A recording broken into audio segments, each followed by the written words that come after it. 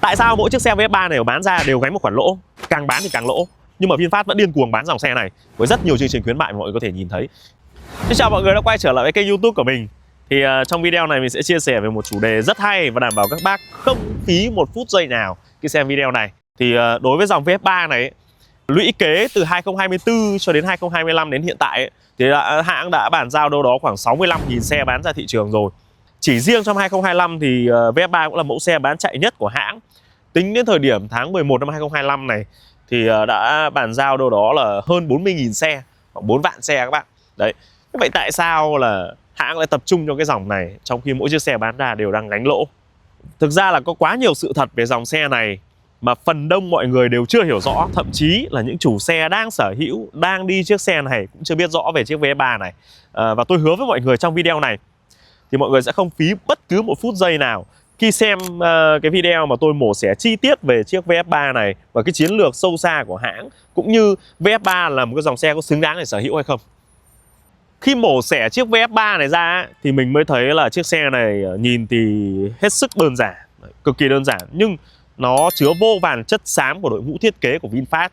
Và thực sự ấy, khi mổ xẻ kỹ rồi mình mới rất nể bác Vượng là tại sao lại làm ra một chiếc xe mà nó giá trị như thế này nhưng mà giá bán nó lại tốt như thế. Các bác xem đến đây có thể chê tôi là nịnh VinFast hoặc là nhận tiền của VinFast thì ok, các bác cứ cho một cái nhóm cộng VinFast vào đấy đi. Nhưng cả cái anti fan hay là fan khi xem hết video này thì hãy đưa ra đánh giá nhá. Vì đây là một video mà đứng trên góc độ hết sức trung lập. Bây giờ chúng ta cùng vào video này. Trong video này sẽ có hai phần chính. Phần thứ nhất là sẽ mổ xẻ những cái nhất của chiếc xe này, của chiếc xe VF3 này. Phần thứ hai mình sẽ phân tích và giải thích tại sao hãng lại chấp nhận bán gánh lỗ trên mỗi chiếc VF3 sau khi đã tạo ra một chiếc xe ok như thế để làm gì. Cái nhất đầu tiên ấy thì đây là một chiếc xe tiết kiệm gần như nhất thị trường hiện nay. Đấy, nhất thị trường hiện nay. Có lẽ là đợi Mini Green ra thì chúng ta mới có sự so sánh chính xác được. Nhưng mà tính đến thời điểm hiện tại thì VF3 là một dòng xe điện mà tôi thấy tiết kiệm nhất hiện nay của Việt Nam. Không phải là riêng VinFast đâu nhá. So với cả Hồng Quang Mini UV vẫn tiết kiệm hơn. Hiện tại thì VinFast sẽ có hai mẫu tem năng lượng. Mẫu tem thứ nhất là 8,33 kW trên 100 cây. Và mẫu tem thứ hai đó là 10,05 kW trên 100 cây thì phải, tôi nhớ không nhầm như thế. Và khối lượng pin ấy, dung tích của pin của chiếc VF3 này là 18,64 kWh. Và hãng công bố là với cái việc sạc đầy như thế thì chúng ta sẽ đi được đâu đó là 210 km trên đồng hồ báo. Nhưng thực tế thì chiếc xe này có thể như hiện tại tôi đang đi nhé, thì nó lên đến khoảng 230 cho đến 240 km trong một lần sạc đầy. Vậy thì chúng ta cùng làm một phép tính đơn giản để chứng minh tại sao chiếc xe này là chiếc xe tiết kiệm nhất thị trường hiện nay. Chúng ta tạm lấy cái đơn vị là thước đo tiêu chuẩn của hãng là 8,3 kW cho 100 cây. Nếu mà sạc đầy chiếc xe VF3 này thì tương đương với lại 18,64 kW điện. Mà nhân với số điện tại trụ hiện tại đó là 3.800 đồng thì sạc đầy một chiếc xe này chúng ta sẽ mất đâu đó khoảng gần 71.000 đồng. Và chúng ta đi được 210 cây theo công bố của nhà sản xuất, nhưng thực tế nó đến 230, 240 km. Đó. Vậy thì chúng ta tính đơn giá trên 100 km thì nó chỉ rơi vào khoảng chưa đến 30.000 đồng, xấp xỉ 30.000 đồng cho 100 cây.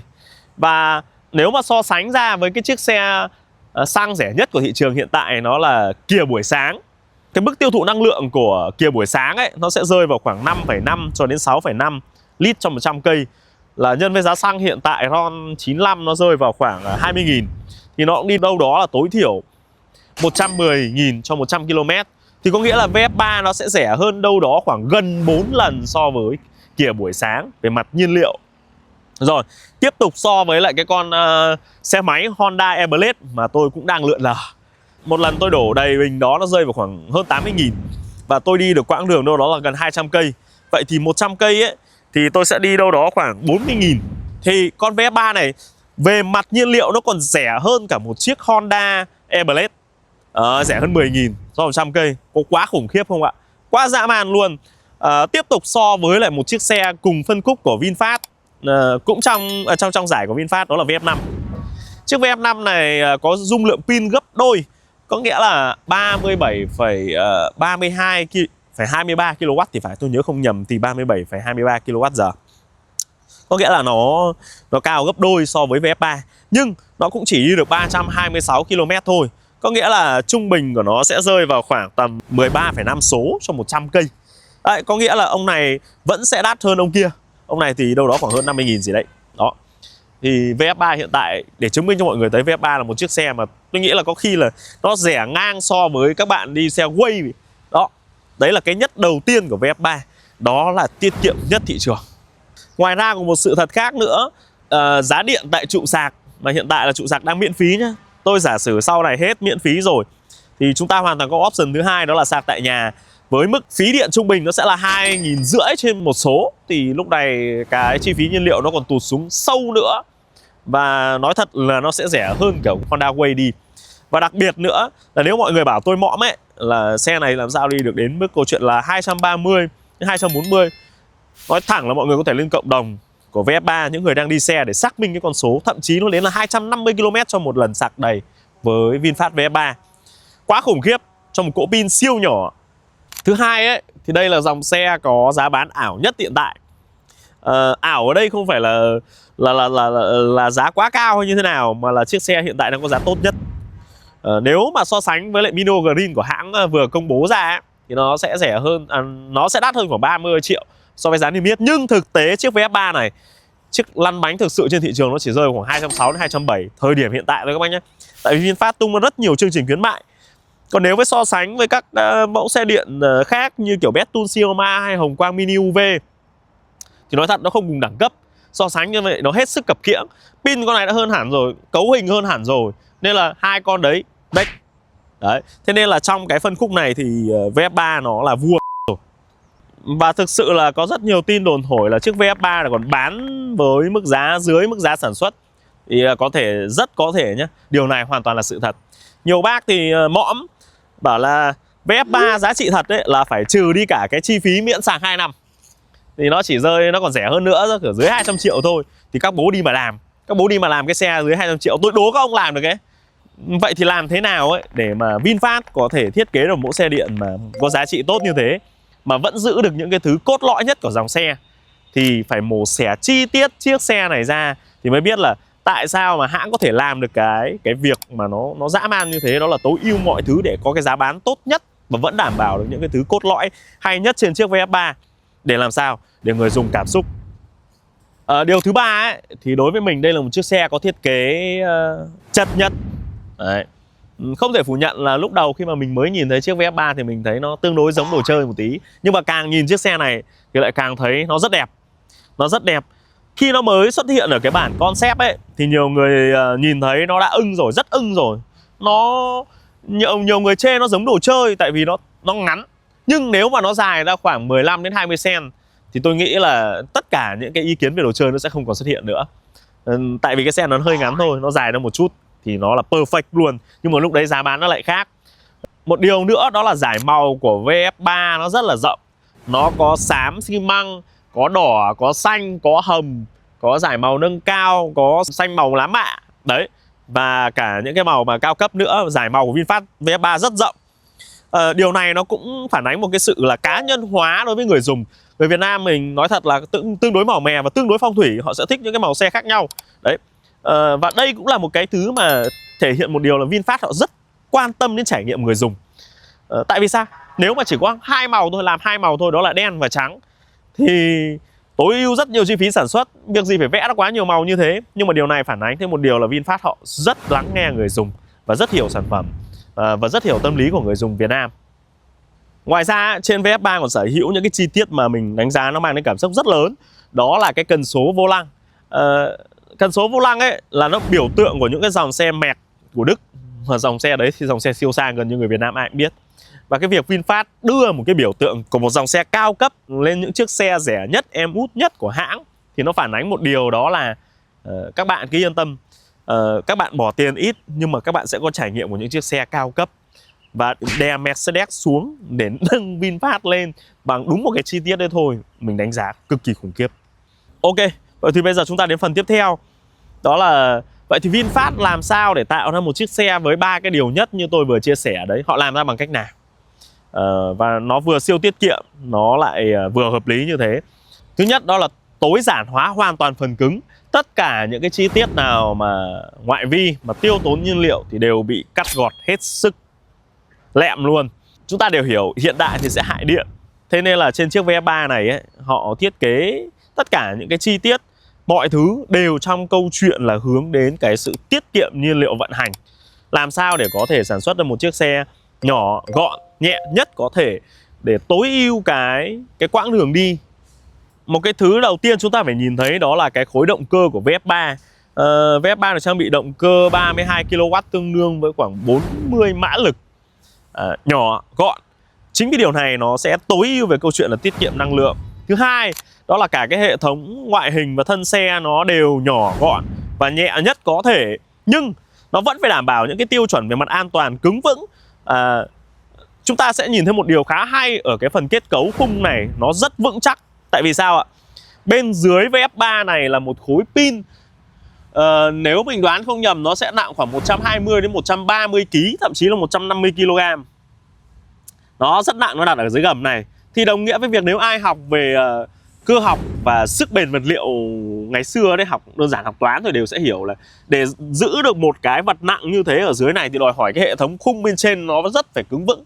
Nếu không, với cái cường độ di chuyển đấy, với cái tải trọng động liên tục, nếu mà chúng ta hiểu về sức bền vật liệu, chúng ta sẽ biết là cái tải trọng động nó còn nguy hiểm hơn cả tải trọng tĩnh. Đó là khi mà chúng ta đi nhiều ấy thì nó sẽ bị sệ khung xuống. Những cái càng này này, cái lực nó không đủ mạnh ấy, nó sẽ kéo sụt cả cái xe xuống. Đó, thế nên là cái khung của xe VF3 và xe điện nói chung nó đều phải siêu cứng các bạn. Đấy cũng là một trong những tạo nên cái giá trị của VF3 mà nhiều người nói ấy, cái độ cứng vững của nó đôi khi hơi thừa thãi so với lại cái mẫu xe mà nó đô thị như thế này. Tuy nhiên nó không hề thừa thãi, nó đem đến cái trải nghiệm an toàn, nó đem đến cái giá trị bảo vệ và nó làm nên cái thương hiệu của VinFast, đó là xe tăng.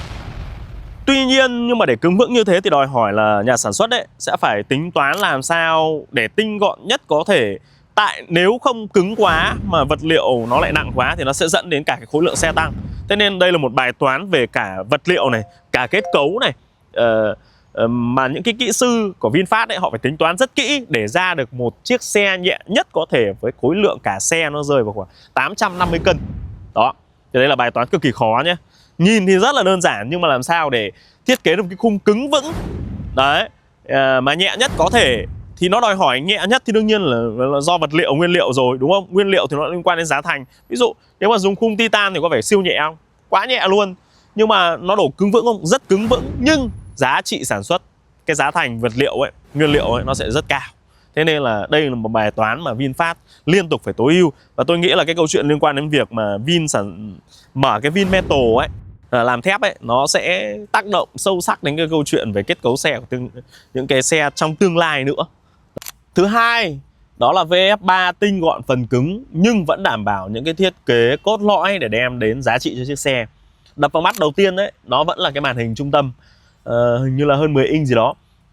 Hãy nhìn Kia Morning đi, nhìn Betun Xiaoma đi, nhìn Hồng Quang Mini UV đi, thậm chí là nhìn cả VF5 đi, thì mới thấy là VinFast họ ưu ái cho chiếc VF3 đến mức nào. Cả cái Mini Green cũng không bao giờ có cái màn hình to như thế này. Thì đây là một trong những cái giá trị nó đem đến cái cảm xúc cho cái người chủ xe rất là lớn. Thứ hai, đó là điều hòa nhiệt độ. Đối với người Việt ấy, họ luôn có cái sự so sánh điều hòa nhiệt độ, vì đây là một cái thứ mà nó ảnh hưởng trực tiếp đến cái trải nghiệm khi sử dụng xe. Và điều hòa nhiệt độ của VinFast ấy, đặc tính chung của VinFast đều rất lạnh, rất sâu. Tại vì đối với người Việt Nam mình ấy, trong ấn tượng người Việt Nam rất thích xe Nhật, bởi vì điều hòa của xe Nhật lạnh rất sâu. Các bác có thể nhìn thấy những dòng Mitsubishi hay là Toyota đều lạnh rất sâu, hay cả Honda nữa. Thì đấy nó làm nên thương hiệu của những chiếc xe Nhật. Và VinFast họ cũng rất hiểu là người Việt rất thích điều đấy. Thế nên đối với hệ thống điều hòa thì VinFast không hề kém cạnh. Nhưng mà để tối ưu chi phí này ấy, thì nó liên quan đến câu chuyện là những cái cửa gió này, hay là đối với VF3 ấy, thì hệ thống chỉnh nó đều là hoàn toàn chỉnh cơ. Nhưng đối với mình lại rất thích chỉnh cơ. Đấy, nhưng mình thấy hiện đại thì lại hại điện mà nó rất dễ lỗi. Còn chỉnh cơ thế này đơn giản, dễ dùng và rất là hay ho. Điều này nó cũng sẽ giúp hãng tối ưu rất nhiều về chi phí sản xuất. Thứ ba ấy, đó là hệ thống chân, hay chúng ta còn gọi là mâm lốp. VF3 sử dụng mâm sắt, sử dụng lốp béo, với cái thiết diện nó là rơi vào 175. 75 R16 thì đồng nghĩa với việc là mâm sắt nên là chi phí sản xuất rẻ. Thứ hai, cái lốp nhỏ 175 sẽ nhỏ hơn 205 hay là nhỏ hơn 195, đồng nghĩa với lại cái giá vốn để sản xuất cái lốp này nó cũng sẽ nhỏ theo. Và một điều quan trọng nữa, nó cũng tác động trực tiếp đến cái câu chuyện là tiết kiệm nhiên liệu. Mình vừa nói đó là tiết kiệm về chi phí sản xuất nhé. Và tiết kiệm nhiên liệu đây là gì? Chúng ta đều học vật lý, chúng ta đều hiểu ấy. Nó có hai loại ma sát trượt và ma sát lăn. Thì khi mà cái lốp béo này, cái diện tích tiếp xúc với lại cái mặt đường nó ít thì đồng nghĩa với cái lực ma sát nó ít, lực cản nó ít, đồng nghĩa với việc là xe sẽ nhẹ hơn, tiết kiệm nhiên liệu hơn và nó giảm cái tiếng ồn.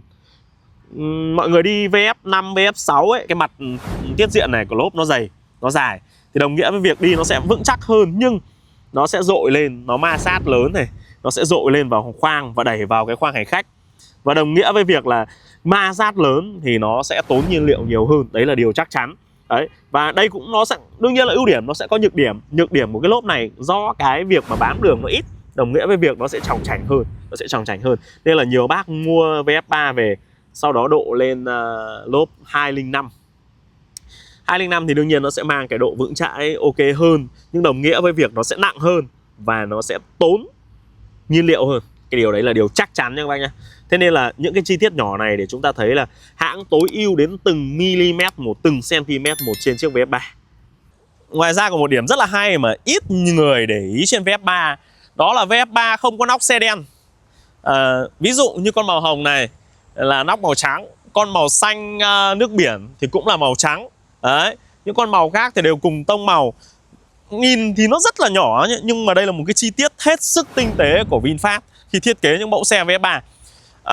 Chúng ta phải hiểu là cái chi tiết này ấy, nó ăn tiền là gì? Nó sẽ giúp tiết kiệm nhiên liệu.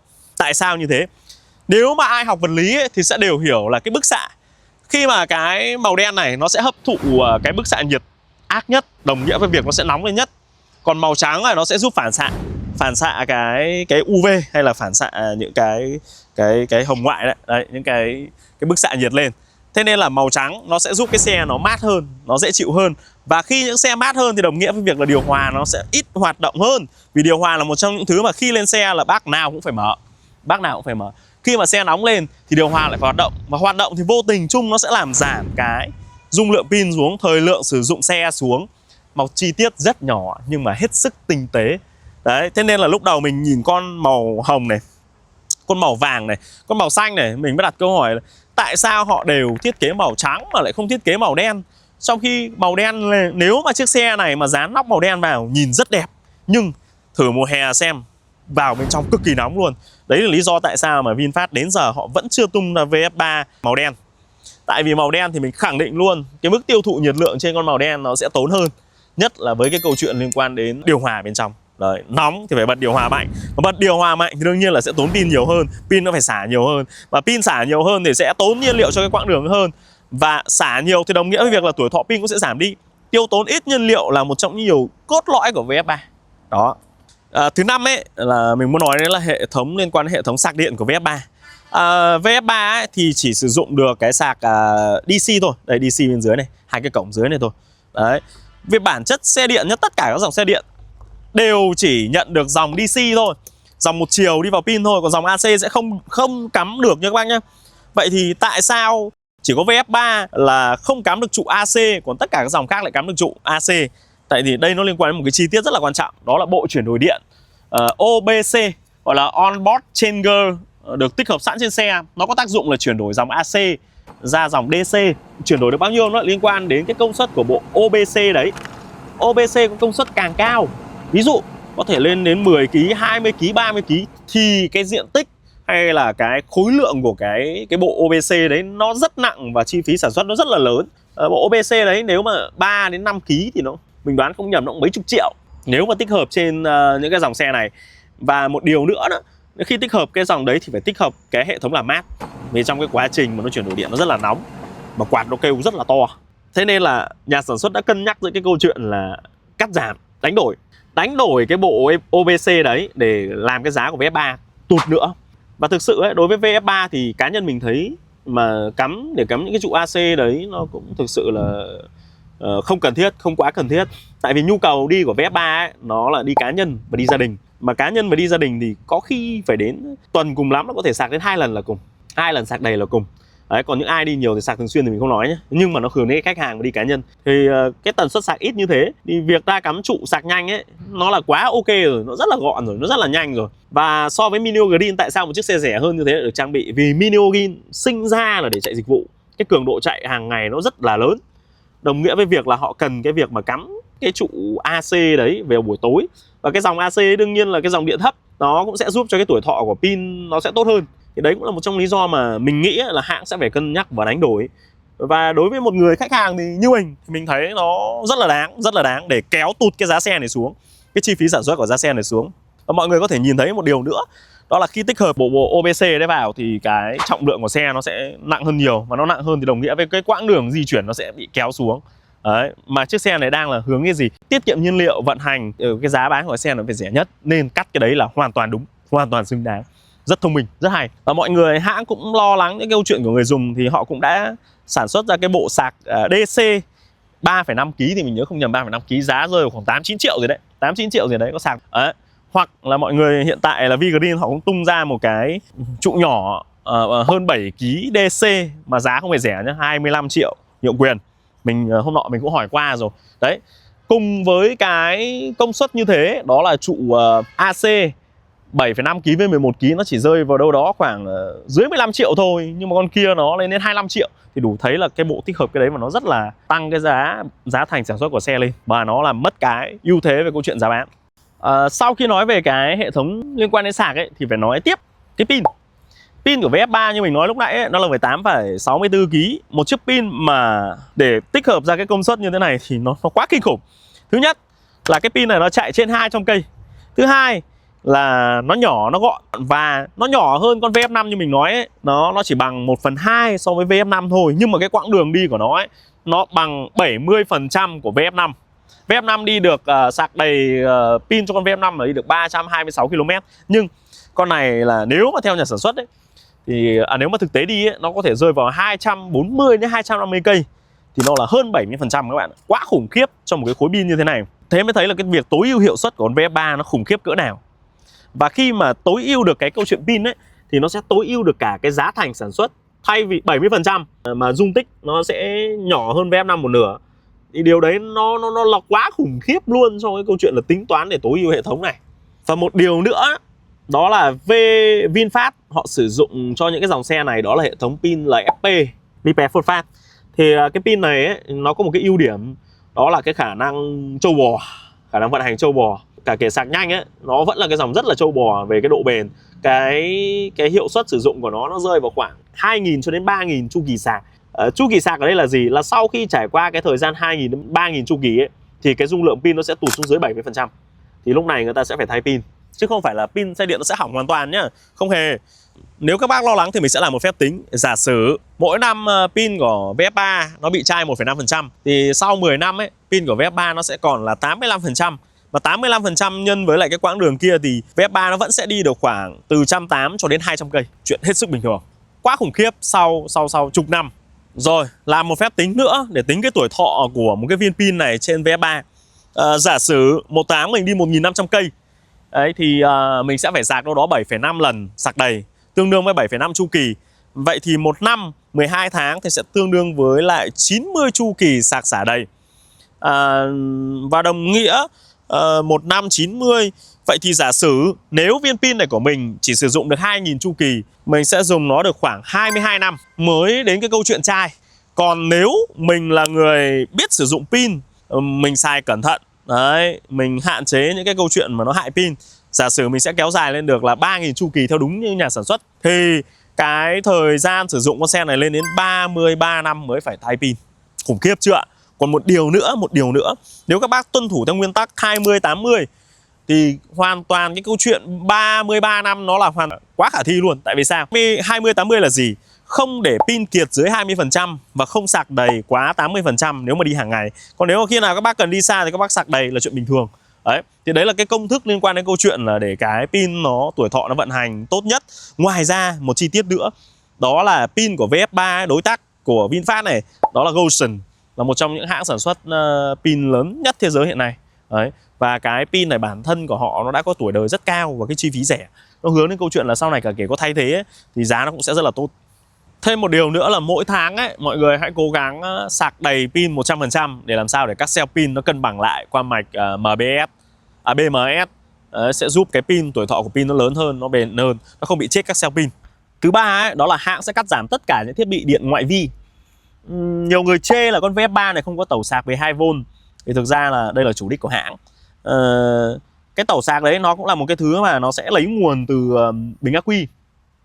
Và khi lấy nguồn từ bình ắc quy ấy, nó sẽ, mà các cụ mà chơi tẩu thì các cụ toàn chơi những cái tẩu cao cấp, tẩu mà sạc cả 100W một lần, thì nó sẽ dẫn đến câu chuyện là nó sẽ lấy cái điện từ bình rất là nhiều, nó sẽ ảnh hưởng trực tiếp đến tuổi thọ bình.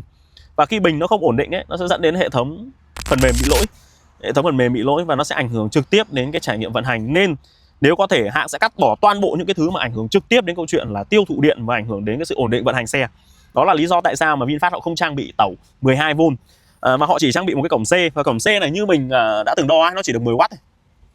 Nó chỉ công suất được 10W thôi. Và ở đây mình có dùng một cái bộ hút, mình chia cái cổng này ra cho một cái hub màn hình và một cái cam hành trình. Đấy, cung cấp thoải mái. Ngoài ra một cái cổng C này thì tương lai dùng để kết nối CarPlay và Android Auto. Có một chi tiết rất quan trọng liên quan đến thiết bị ngoại vi, đó là một cái chức năng mà mình thấy là rất nhiều bác mong chờ ở trên xe điện mà BYD nó có tích hợp nhé. Đó là V2B, gọi là Vertical to Building. Có nghĩa là cung cấp năng lượng từ cái hệ thống xe này vào ngôi nhà của bạn trong trường hợp ngôi nhà của bạn mất điện. Đấy, họ sẽ có một cái thiết bị cắm vào đây và nó lấy cái điện ở pin này ra để cung cấp điện lưới trong ngôi nhà. Thì VinFast họ hoàn toàn có thể làm được điều đấy, nhưng họ không làm. Thực sự là không làm là đúng. Tại vì sao? Nó sẽ do hai nguyên nhân. Nguyên nhân thứ nhất là do VinFast hiện tại đang miễn phí sạc, mà người Việt Nam mình rất là khôn, miễn phí sạc về sẽ lôi hết điện ở trong này ra xài, thay cho điện lưới ở nhà, tiết kiệm một mớ tiền, đúng không ạ? Đấy, thứ hai, cái việc mà sạc xả mạnh như thế, cái công suất lớn như thế, nó ảnh hưởng trực tiếp đến tuổi thọ của pin. Cái xe này sinh ra để đi chứ không phải là sinh ra để làm cái trạm lưu điện, đúng không ạ? Mà các ông thay vì các ông dùng xe để di chuyển mà các ông lại dùng xe của tôi để làm pin thì nó sẽ cái chu kỳ sạc xả nó lớn. Như mình nói đấy, một ngày ấy, mà 18 số điện mà dùng ở nhà thì nó gọi là quá muỗi. Thế nên là một ngày có khi các ông phải ra sạc 2-3 lần. Thì đồng nghĩa với việc là cái mức chai pin nó sẽ đến rất là nhanh, nó ảnh hưởng trực tiếp đến cái bảo hành của hãng, đến cái tuổi thọ của pin.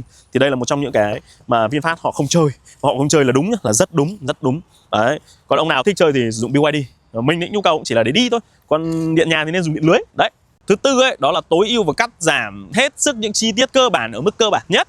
Ví dụ gương lởm, không có trang bị cốp trước, hãng hoàn toàn có thể làm được cốp trước. Chi tiết nhựa hơi nhiều nhưng hơi đều chút. Thậm chí ấy, là hãng còn cắt luôn cả camera lùi để làm cái chi tiết option bán thêm bên ngoài. Còn lại tất cả những thứ khác ấy, chỉ dừng ở mức độ cơ bản thôi, cả kể đèn. Thì điều này giúp hãng tối ưu hết sức cái câu chuyện là chi phí sản xuất và tăng cái tỷ lệ nội địa hóa của những cái chi tiết đây lên, giúp cái giá thành xe sẽ kéo được xuống. Với những cái điều mà mình vừa chia sẻ ở trên ấy thì sẽ giúp hãng là tối ưu hoàn toàn cái chi phí sản xuất xe xuống mức thấp nhất để cái giá bán xe tốt nhất. Ngoài ra là tối ưu tất cả những cái chi tiết để chiếc xe có thể đi được cái quãng đường dài nhất có thể với cái dung lượng pin nhỏ như thế này. Đấy là những cái nỗ lực không tưởng của VinFast với con VF3. Và chúng ta nhìn thì nó rất đơn giản, nhưng đằng sau nó rất nhiều chất xám. Vậy thì câu hỏi đặt ra ấy, là tại sao VinFast lại tốn rất nhiều tâm huyết để sản xuất một chiếc xe siêu tiết kiệm như thế này, lại còn bán với cái giá lỗ, giá dưới giá sản xuất? Tại sao tôi lại nói đến câu chuyện là bán dưới giá vốn?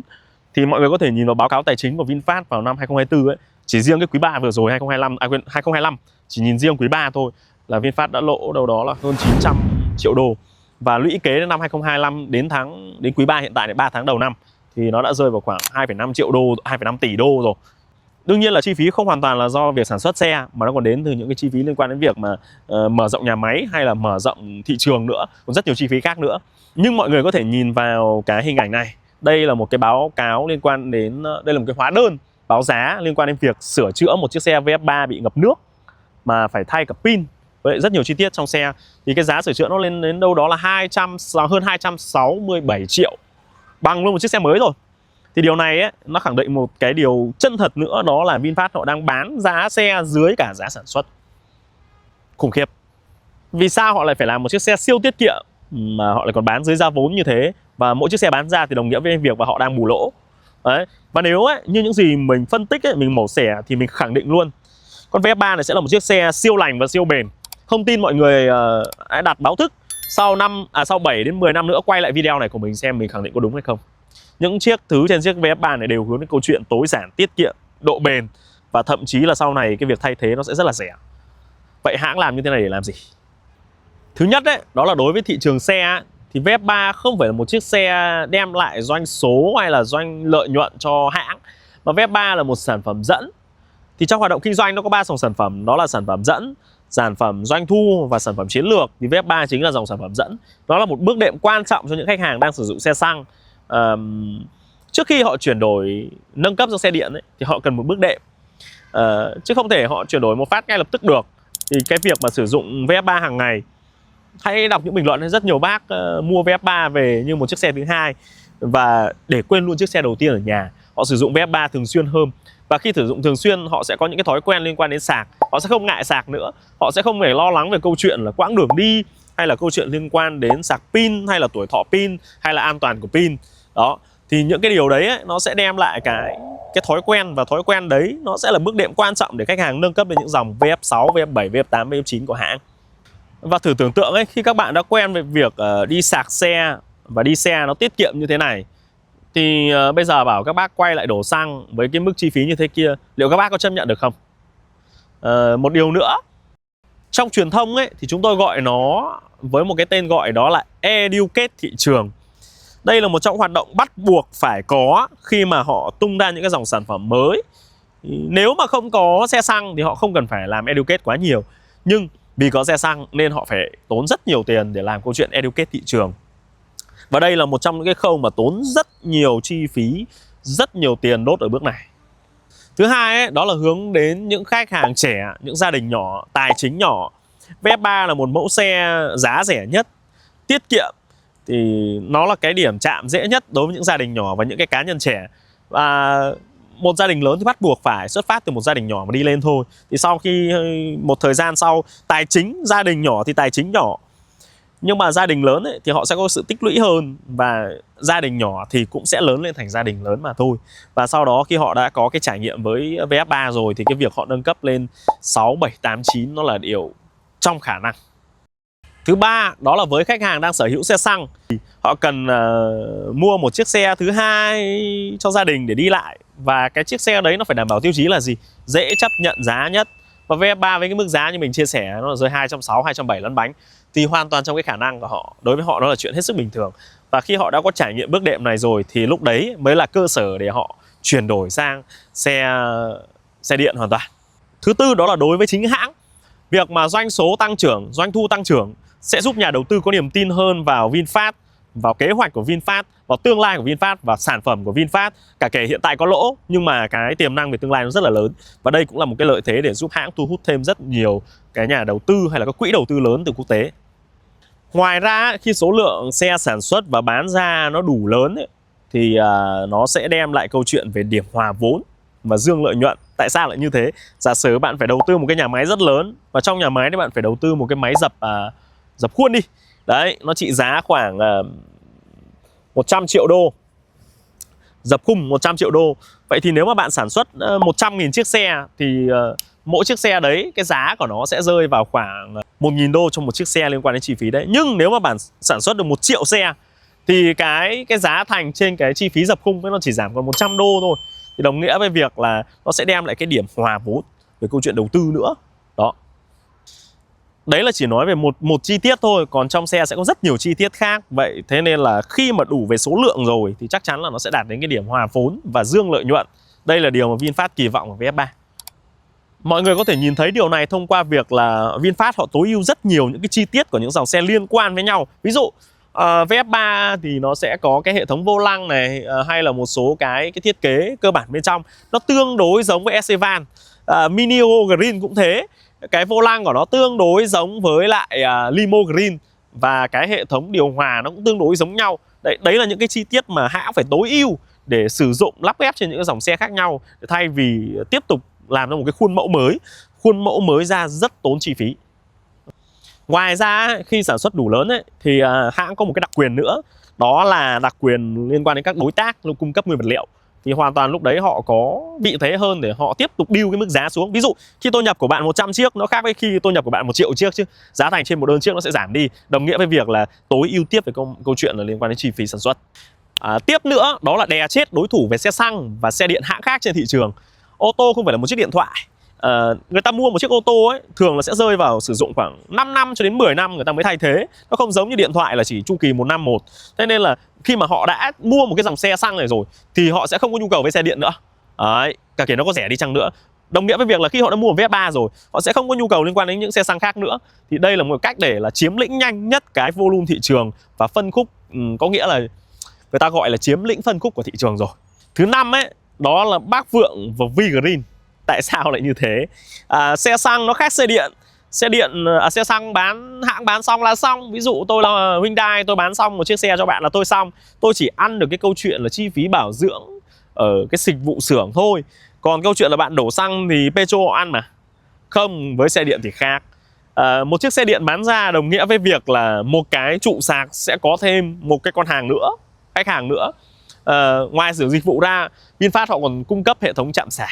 Đấy. Và mỗi lần bạn đi sạc, chúng ta cũng giống như cơm hàng ngày vậy. Chúng ta cũng phải ăn cơm hàng ngày. Thì xe nó cũng phải đổ nhiên liệu hàng ngày. Và nhiên liệu của xe điện nó chính là các trụ sạc. Điện là các trụ sạc. Và mọi người không cần học về kinh tế nhiều. Mọi người chỉ nhân cái số lượng xe bán ra trên thị trường với cái câu chuyện là các hệ thống trạm sạc. Giả sử một ngày có cả hàng chục nghìn, hàng trăm nghìn chiếc xe vào sạc thì cái dòng tiền khổng lồ nó sẽ đổ về V-Green như thế nào. Đấy mới là cái câu chuyện lợi nhuận về sau. Càng nhiều xe bán ra thì cái câu chuyện là cái nhu cầu sạc và dòng tiền nó sẽ về với V-Green hàng ngày nhé. Dòng tiền hàng ngày nó kinh khủng khiếp như thế nào. Mình nghĩ đây mới là một trong những cái giá trị quan trọng bậc nhất của V-Green và VinFast. VinFast có thể sẽ lỗ nhưng V-Green thì khó nhá. Mà đây mới chính là mình nghĩ nó là một cái khủng khiếp nhất. Cầm được năng lượng, cầm được chuỗi năng lượng thì thằng đấy thắng. Vậy thì VinFast sẽ có hành động tiếp theo gì với lại VF3 trong thời gian tới? VinFast họ sẽ tiếp tục dùng VF3 làm sản phẩm dẫn không chỉ ở thị trường Việt Nam mà còn ở thị trường quốc tế như Philippines này, Indo này, Ấn Độ này, thậm chí bên Mẽo và bên EU. Hoàn toàn nhé. Mọi người đừng tưởng là cái xe nhỏ nhỏ xấu xấu thế này xuất sang Mỹ với EU kiểu gì. Các bạn nhầm. Thực ra dân Mỹ với dân EU họ cũng không có cái sự chi tiêu quá nhiều cho những chiếc xe đâu. Mọi người cứ xem trên phim là mọi người thấy đâu phải chính dân Việt Nam mình lại đi xe sang rất là nhiều, nhưng mà dân Mỹ họ là hướng những cái xe mà tiết kiệm và giá rẻ. Thì VF3 này đảm bảo đủ được hai cái điều kiện mình vừa chia sẻ. Tuy nhiên nếu mà để vượt qua được những cái kiểm nghiệm về an toàn của bên Mỹ hay là EU ấy, thì chắc chắn là chiếc xe này sẽ phải trang bị thêm những cái bản xuất đi Mỹ và xuất đi EU, chắc chắn phải có những cái tiêu chuẩn về an toàn khác nữa, mà đồng nghĩa với việc là giá xe sẽ phải tăng. Đấy cũng là một cái chiến lược mà mình nghĩ là VinFast họ sẽ triển khai trong 26, 27, 28. Tổng kết lại ấy, thì một chiếc VF3 là một trong những chiếc xe mà mình thấy ấy, nó mang rất nhiều cái kỳ vọng, rất nhiều cái tham vọng và rất nhiều cái chiến lược đằng sau một cái mẫu xe giá rẻ của VinFast. Nó không chỉ đơn giản là một chiếc xe, nó là một cánh cửa để VinFast trở thành một đế chế, không chỉ Việt Nam nhé, trong vòng khoảng 5 năm tới nữa, khẳng định luôn. Với xe điện ở thị trường Việt Nam ấy thì người dân thực sự là hiện tại cũng chưa hết nỗi lo đâu. Thì VF3 sẽ chính là một trong những cái chìa khóa để giải quyết bài toán đó, để cho người dùng có một cái câu trả lời và họ tiếp tục dùng VF3 trong cái chiến lược là educate thị trường nữa. Ngoài ra ấy, việc phủ đủ số lượng VF3 nó còn hỗ trợ trong một cái chiến lược cực kỳ quan trọng nữa của đất nước, đó là cái cam kết giảm phát thải CO2 bằng không vào năm 2050. Tóm lại ấy, VF3 là một con hàng cực kỳ ngon mà VinFast đã đem đến cho người dùng. Nếu không tin thì các bạn hãy quay lại cái video này của tôi sau 10 năm nữa xem tôi nói có đúng không nhé. Và chốt lại một câu ấy là thôi các cụ đừng tranh luận là dạy cách tỷ phú, cách đốt tiền như thế nào. Đấy, vì với mỗi chiếc xe bán ra không chỉ VF3 đâu, tất cả dòng xe khác của VinFast thì đều đặt một nền móng cực kỳ vững chãi cho cái đế chế của bác Vượng của VinFast về xe điện, không chỉ ở Việt Nam. Và một điều nữa có thể xảy ra đó là giá VinFast trong tương lai có thể sẽ giảm tiếp, nên nó sẽ trở thành một món hời tiếp theo với những khách hàng mà vẫn đang đắn đo. Đó. Nếu các bác thấy video hay và giá trị thì nhớ cho mình xin một like, một đăng ký kênh. Như lúc đầu mình đã chia sẻ đấy, video này mang tính chất trung đạo khá là nhiều. Và đương nhiên là bên cạnh một chiếc xe thì không thể tránh khỏi những cái câu chuyện mà nó bị lỗi hay là nó bị vấn đề gì, đó là đồ điện tử mà. Nên là nếu để ngon nhất và an toàn nhất thì hãy quay lại xem những video mà tôi hướng dẫn cái cách mọi người lựa chọn một chiếc xe khi mọi người làm hợp đồng mua bán đấy, để tránh rủi ro nhất. Còn xe nào cũng thế, vẫn có tỷ lệ lỗi, cả kể cái xe xăng lỗi đầy. Đó. Nếu các bác thấy nội dung này nó phù hợp với lại bạn bè thì hãy chia sẻ cho bạn bè nhé. Và đừng quên nhấn đăng ký, nhấn like và nhấn theo dõi kênh. Đấy, xin chào và hẹn gặp lại trong những video khác.